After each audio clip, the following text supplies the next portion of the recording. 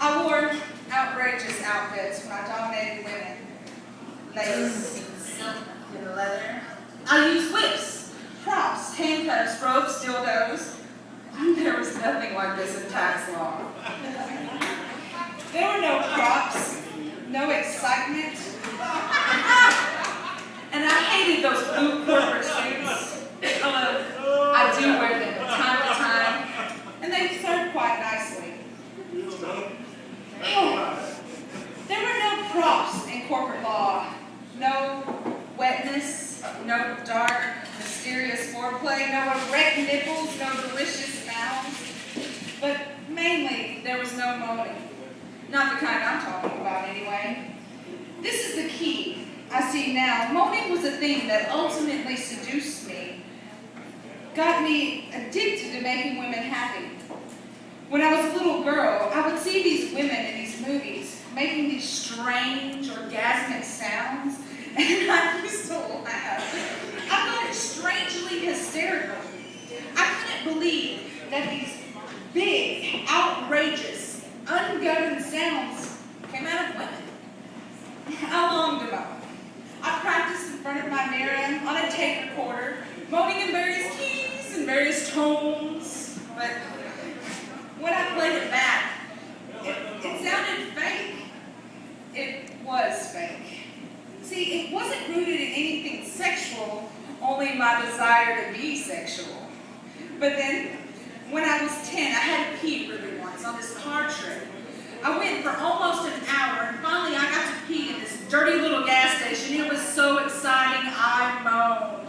I moaned as I peed. I couldn't believe it. Me, moaning in a Texaco gas station outside of the middle of Louisiana. I realized right then that moans are not connected with getting what you want right away, but with putting things off. I realized that moans were best when they caught you by surprise, when they came out of this hidden, mysterious part of you that was speaking its own language. And I realized that moans were, in fact, that language. I became a moaner. It made most men anxious. Frankly, it terrified them. I was loud, and they couldn't concentrate on what they were doing. They'd lose focus, and then they'd lose everything else. We couldn't make love in people's homes. The walls were too thin. I got a reputation in my building, and people started staring at me with contempt in the elevator. Men thought I was too intense. They called me insane. I began to feel bad about my moaning.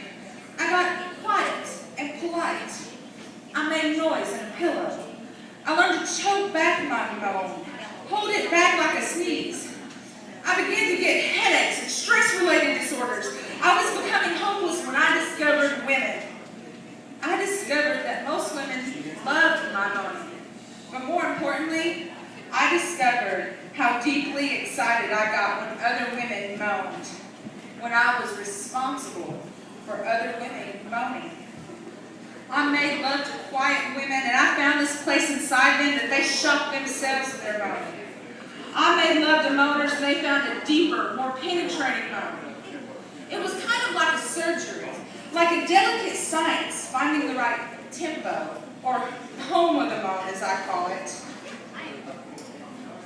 Sometimes I found it over a woman's jeans. Sometimes I snuck up on it, off the record, quietly disarming the surrounding alarms and moving in.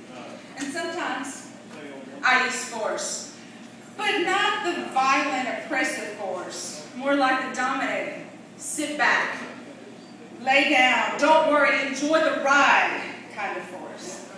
Sometimes I found it was simply mundane. I found the moan before things even got started, while we were eating chicken salad, or just casually right there with my fingers. Here it is, real simple, in the kitchen, all mixed up with the balsamic vinegar. Sometimes I use props. I love props. Sometimes I made the women find the moan right in front of me. I waited it out, stuck it out until she opened herself. I wasn't fooled by the more minor, more obvious moans. No, I pushed her further, all the way to her power moan. There was the clit moan.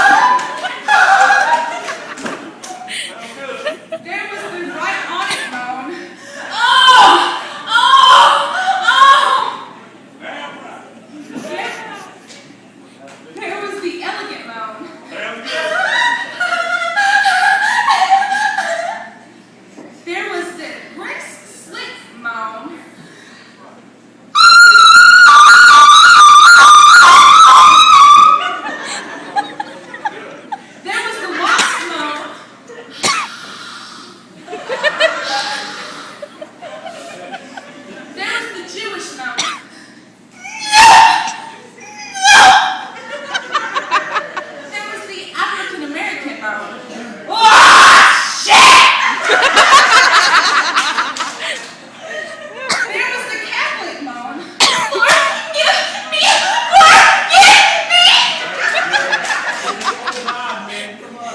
There was the mountaintop moan.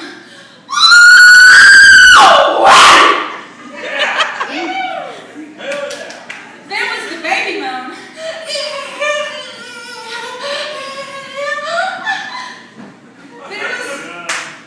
There was the dog moan.